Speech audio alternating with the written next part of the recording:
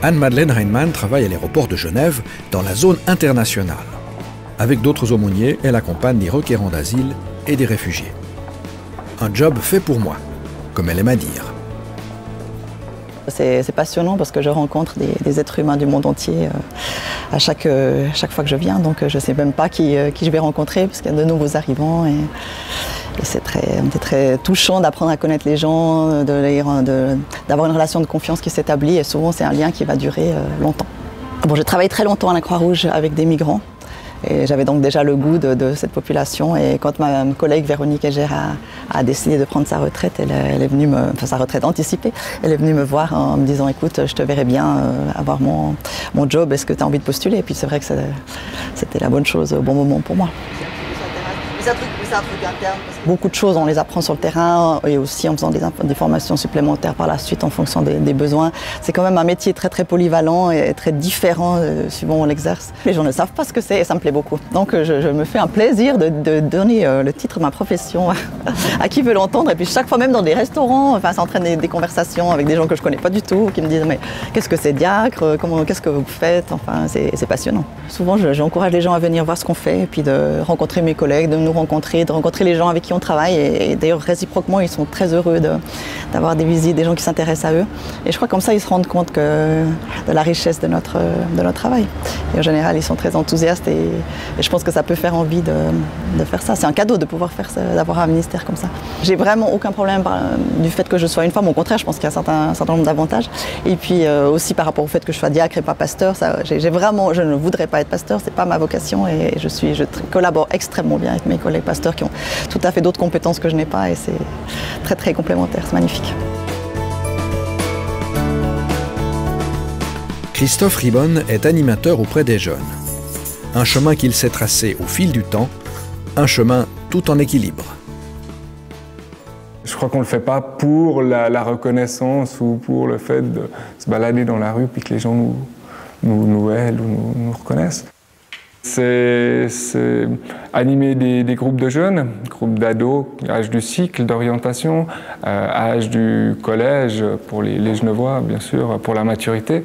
Catéchisme, donc, les accompagner sur le chemin de la confirmation ou du baptême. C'est aussi organiser des camps, c'est aussi organiser des spectacles, des activités, des événements pour le canton, pour les groupes du canton de Genève. Des fois, ça ne marche pas du tout, et puis ils sont complètement en réaction, et puis ça ne marche pas. Mais c'est ça qui est chouette, parce que quelque part, ça veut dire qu'ils sont vivants et qu'ils vivent ce qu'on fait, quoi. Le Christ est venu en tant qu'être humain, donc quelque part, le fait d'être handicapé montre l'humanité jusqu'au bout aussi, peut-être. Mais c'est aussi handicapant parce qu'effectivement, des week-ends de ski, des sorties, des choses comme ça, je dois faire très attention à ce que je veux organiser, à ce que je propose, parce qu'il y a pas mal d'activités qui me sont difficiles ou voire impossibles. Quelque part, ça casse un peu le sentiment de supériorité qui pourrait être là, ou inversement de la personne qui voit arriver. Donc tout d'un coup, je suis qu'un être humain, et ça c'est peut-être la force la plus grande.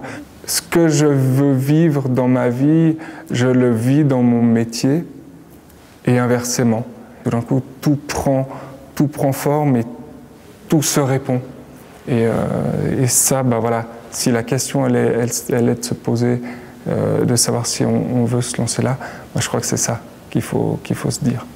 Si les gens cherchent la carrière, si les gens cherchent la sûreté, qu'ils deviennent fonctionnaires, à la limite. Mais je crois qu'on ne fait pas ça pour ça. Enfin, en tout cas, pas moi.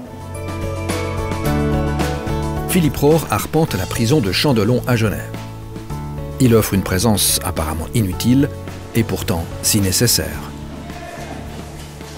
Dans un lieu comme celui-ci, qui n'est pas seulement un lieu de mise à l'écart, d'enfermement, mais qui est aussi un lieu de très grand questionnement, voire de torture intérieure pour les personnes. Chacun à sa façon, chacun est différent. qu'il y ait des témoins, chacun à sa manière, chaque vie est différente, mais qu'il y ait des témoins de la réalité, de l'amour et du pardon de Dieu, de la réalité de ce chemin de vie et de retour à la vie qu'est l'Évangile. Voilà, je crois que sans aucun pouvoir, sans aucune capacité à quoi que ce soit, je ne peux rien pour ces hommes et pour ces femmes, mais je suis là, et autant que faire se peut dans cette énergie d'amour qui m'est donnée à moi-même. Voilà. Je me suis senti appelé dans des lieux de brèche entre la mort et la vie, comme celui-là, par exemple, mais clairement comme celui-là, et devenir diacre, c'était juste le moyen de pouvoir y aller.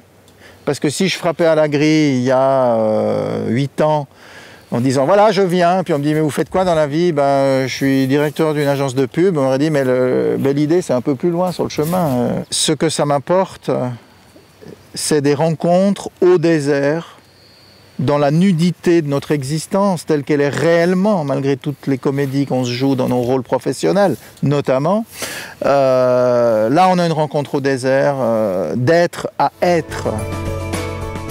Formée comme journaliste et pasteur, Sabine Petermann est engagée aux émissions religieuses de la radio suisse romande. Une activité où le christianisme se fait parole pour tous les publics. Pour accéder à ce métier, il faut rester bien connecté à l'intérieur de soi-même et écouter sa voix intérieure.